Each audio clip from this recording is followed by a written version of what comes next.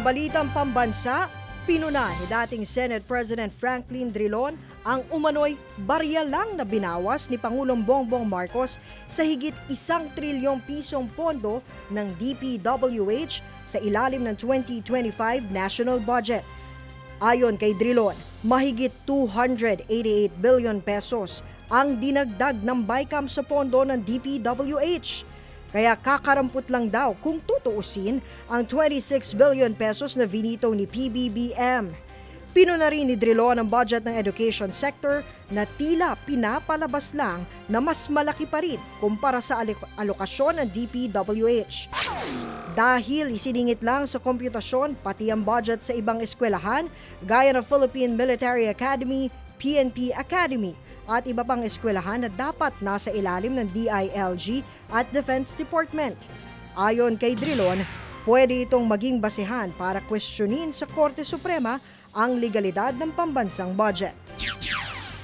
Marami pa rin na iwan na pork barrel doon po sa DPWH budget. Insertions po ang tawag yan. Pwede po yan na issue na dadalhin sa Korte Suprema. Ngayon ko lang po nakita na pati yung galing sa Philippine Military Academy, sa Philippine kung saan-saan, sinasaksak doon sa education sector. Alam po nila na may problema.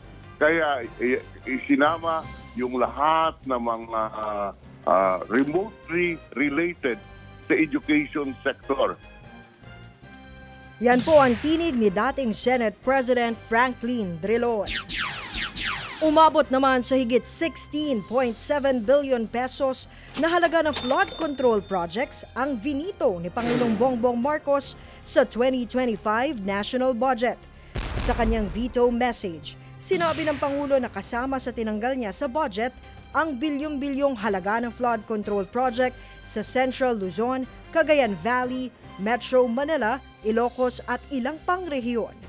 Paliwanag ng Budget Department, karamihan sa navitong proyekto ay hindi naman kasi kasama sa orihinal na National Expenditure Program. Sa ating ulat panahon, asahan pa rin ang maulang panahon ngayong bagong taon. Dito sa Metro Manila, Calabarzon, Cagayan, Isabela hanggang sa ilang bahagi ng Central Luzon at Bicol magiging maulan dahil sa shear line.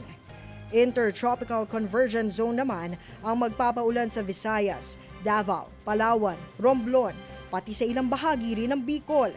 Magiging maulan din sa ilang bahagi ng Ilocos, Cordillera at Batanes dahil naman sa hanging amihan.